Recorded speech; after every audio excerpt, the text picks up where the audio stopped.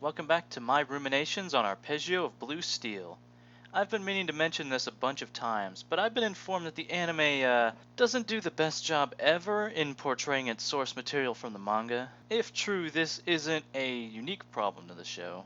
I'm just told that certain things are a lot better, and that as we go on and get closer to the season finale, things will begin to diverge significantly in ways that may be difficult to reconcile. That's like the opposite of planning ahead. Oh, and as luck would have it, I've taken so long to get through this that Netflix has rotated the show out of its lineup for the time being. Why? Well, I know why. There's always Crunchyroll, Hulu, etc. Screen capping is going to take marginally longer and require more effort. Subtitles may show up more often for a while. Anyhow, on with the show and another good episode. The seventh one, Iwoto. We open today on the familiar and welcome sight of Iona's blue hull sliding through the ocean depths as they draw closer to the hidden rebel base. Captain, was it wise to bring the mental models along? Nope. And in fact, we'll see later that it was hyper unwise, but their weapons are locked down anyhow by Iona, so it's not like they're a threat. It appears there's a side to our heroes we haven't seen until now, and since we're like halfway through, that's a thing. Kirishima bristles at being prevented from committing violence, even temporarily, but Haru has to remind her that without Iona and company, the three of them would be, a little deader. So hey, might as well go hang out with them for a while, maybe end up defecting from evil, yeah, as you do. Did it really take me this long to notice that all the characters have elements of CG in them? Not just the ships or fog models, but the humans too. Has it always been like that? If so, and I've not really noticed it, I guess that's a compliment for the CG. The way that characters move very frequently gives it away, because they follow a system, a pattern, an internal consistency that drawn frames often don't feel obliged to mimic about the real world, whereas a lot of animation does. It's not bad, it looks fine, but my brain totally noticed the heck out of it as they talk this episode. I think it's only part of the time? Haruna is still curious about why they bothered saving them at all, considering that they're the enemy. I suspect we'll find out soon enough, although I think they're the good guys is probably the route. Fine by me. I've got way more personal tolerance for that than the opposite, where characters do evil stuff just because they're the bad guys, as opposed to the, in my opinion, proper order for things, which is more like they're the bad guys because they did bad stuff, X and Y. For their own reasons, good or bad. Everybody's got their reasons. Coming into Iwoto, we see a big base with an airfield up top, although it's unclear if that's an operation or it's just a relic of the past. The place is really greened up. The real base is underneath, of course. A wall is revealed to be a hologram barrier thing, opening a hangar for their approach. Cool. They emerge into an underground hangar, but it's not like those big public ones you see where everything's dirty and people are rude, and they line the docks with soldiers on your approach. It's just a private little thing for them and their friends. Not like that big dumb government. Soundtrack is going maximum modern hip techno, so I suppose that's like the rebel anthem. Haruna observes that the island is giving off some powerful jamming stuff, so they're not detected. Remember, the fog's capabilities are literally infinite. Unless and until the plot requires that they, not be. Then they're not. Kirishima is hyped because she might finally get a new body with some nano machines, but Haruna tells her to stay as she is for now. For Maki's sake. She's probably still not exactly 100% after stuff. Then Iona notices that, Takao is just docked right there in the port. The crew is rather understandably taken aback by this, and we'll need to figure out what the fuck, Takao. I guess when you're like 3, the emotional roller coaster of battle is really, intense. Yeah, that's really how we're going into the OP. Yeah. Actually, it sets a pretty honest tone about how this might be. The last time was pretty intense and heavy for what it was, so we need a break, and lewd ship girls. This is acceptable. Evidently, some things happened while we were away. Last we saw, Takao was busy getting screwed over, and now... never mind. But clearly she's neither hostile nor destroyed. And as long as Hyuga, who's apparently not just alive but on the rebel side, is fine, then Gunzo figures they're not in danger. We own a fog battleship? Harushima are just as surprised by this, probably figuring both these AWOL ships were just RIP. We're already getting ourselves some kind of, fleet collection going on here, God, it's so much nicer and more enjoyable. Just sit back, watch the episodes, and not pause every 2 fucking seconds to screenshot and break the flow. I mean, I've got to go over it again to get the screenshots, but it's just nicer. So, Hyuga. She's got a human body, which is apparently a new development. Before, she was probably just the egg thing, and she's just as insane as Takao. Scratch that. She's way worse, because she's had a lot more time to bake it in. So, she confronted Iona a year ago, and she got a torpedo sandwich. And ever since then, yeah. She kinda imprinted on Iona, and then she attempts to physically imprint on her, and she wants Iona to punish her more and more. As you can probably already tell, Hyuga's a bit divisive in the fandom, but I think she's both cool and funny. I was laughing and enjoying the absurdity of it, like with Takao's change, just because it's so dramatic. This is definitely one way to represent an AI coming to terms with humanity. It's even sort of implied they're acting in these over-the-top anime roles like the big bad villain or the love-struck tsundere because they've just learned it from human media and tropes as they try to explore things. One thing about this series is it's very clear on the question of if the ship girls are just weapons or more. They're more. It's so obvious that it's tough for them to even hide it. The first interaction they have with a human that doesn't involve killing them is too much for some of them to handle, and they just go haywire. At this point, Kongo sounds like she's trying to convince herself of all her weapon rhetoric, as much as the girls she's talking to. So yep, Hyuga's on our side, and she offers to form a fleet with Takao, and follow the Humies around, hang out, stuff. Takao can't confess her love because I guess she loaded the tsundere program. And yes, they basically say that. So like I said, time to pull the drag, shoot, and relax. For just a bit. It doesn't feel boring or useless though, because the AI and stuff about them remains super fascinating. Hyuga and Takao share a conversation or two where it's made clear that Hyuga doesn't care much about humans one way or the other. It's Iona she wants. For data. Stuff. This sounds a little cruel and heartless, although honestly, a year is a pretty good turnaround from kill on sight to, they exist. I'm not unhappy with this progress, although Takao did it faster, from I'll send you to the bottom I-401 to please order me around, Captain, in a month. Iona can restock on stuff of every variety, but this will be their last resupply for a while. After this, they've got to abandon the rebel base. Bringing Kirina to this island means that they pretty much have to assume the fog knows about it now, yeah? Yeah. But that's not for a little bit still. We've still got some more time in the episode. Let's have the ship girls put on bikinis and stuff. This is acceptable. I'm not gonna lie, it's really cool to watch stuff like the way Hyuga controls things as a puppeteer, seeing Iona's whole front just split open like a huge mechanical flower to reveal the Moonstone cannon. And the characters are interesting too. Hyuga actually speaks a little like what a cat would sound like, and she has the cat mouth thing, I don't know. There's a discussion about what will happen when the vibration warhead gets mass produced, because it will allow human forces to strike back for the first time. That's a big maybe, even assuming they get it over to America, but man, Arpeggio really is the anti-Cancole, huh? Instead of Moe knee socks, well, they still have knee socks in Moe, but there's clearly an attempt to be more mature, mostly.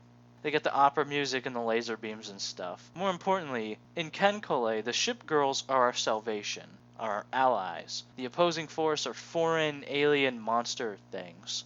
That yellow flower thing Yamato and the others have, that's like a symbol of old Japan. Historical allegories, the way it's presented. Well, Attack on Titan got in trouble for like one character design. Cancole's got a lot more than that, thank God for Iowa.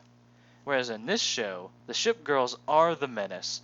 So instead of Imperial Japan being glorified, well, you heard me go on and on about the big bad government, the stupid soldiers, the stupid leader guy, all that. It's like Imperial Japan and all of its manifestations are the problem in this show. And the ultimate solution, the hope for these problems to be solved? America. So, using the vibration torpedo at all could be dangerous. The fog hold all the cards now. Describing them as complacent is probably too kind. But it's like the machines in AI war. Their capacity is still way higher than ours could ever be. So if they go all out, we're done. So it's about developing the means to deliver a lethal strike while the AIs are still awakening to the threat and they don't realize how dangerous we are. Because if they do realize it, they may take more direct measures. although that seems to clash with Gunzo's plan, but we'll get into that later. Oh, and not to mention that, even if we do have a weapon that can get past the shields, fog ships are insane. The war would be costly at best. The world's already wrecked because of them. And yet, the humans will fight. As Hugo observes, we see nobility in dying for the cause and all that, whereas the fog perspective was seen from Kirishima back during the battle. Gunzo is firm in doing this mission though, because he believes in it. Only with an equal footing can humanity actually negotiate with the fog, and perhaps bring an end to this destructive conflict, once and for all. It probably won't be so simple, but he sees this as the best path forward. I have to keep praising the effects work on the show too. The art design's good, the animation is good, but just the holograms, the particle effects, all the stuff. When Hyuga is fixing up Iona and talking about important things with Takao, and the music is all soft and pretty in the background, it's an almost religious moment of beauty. So, Din time. Hyuga even scanned Maki and figured out she's not human. There's a tense moment because the fog wants her, but really it's just so Hyuga can get all the medicine she'll need ready. I really hope that's like a year's supply or something. Considering the fact that Maki was the sole survivor of her program, yeah. Iona's still on the discovering feelings track, with a bunch of friends all together expressing themselves, having emotions back and forth. There's a lot of data, and she's feeling a little overwhelmed. And she probably has a crush on Gunzo, let's be real here. And we know for a fact that she does. Gotta say, Takao, the Sundare Act is already running thin, and it's literally been one episode. It will be more difficult to sympathize with your emotional pains unless you take some kind of action forward. Although her continual fantasizing is very amusing. It's like she was damaged, and now she literally thinks she is in Cancole, if I had to summarize it. Hyuga's musings about stuff continue to interest me a lot. The Fleet of Fog is the definition of stagnation. In fact, they exist to enforce stagnation. Not even just to wipe out everything, but to keep the whole world in some kind of fucked up stasis. So in that way, Iona is the most terrifying thing that society could ever imagine. Change. A mutation, a new way. Only time will tell if that mutation is harmful or beneficial. As for Hyuga herself, she wants to know stuff like, who are we? What are we? Why were we made? Where are we going? Asking those deep questions. She's got a way better shot of learning that stuff tagging along with Iona than following Kongo's orders. Also, here's Takao in a bikini. Approved. Let's go before I dig myself any pitfalls, eh? Also, Iona's very cute. And she says Gunzo won't stop her if Takao just wants to return to the fog. The heavy cruiser is a little taken aback by this, and so am I, but it is consistent with his policies so far being a nice dude, so hey. Of course, it's not hard to guess whether she's gonna stay or go back at this point. I am Gunzo's ship.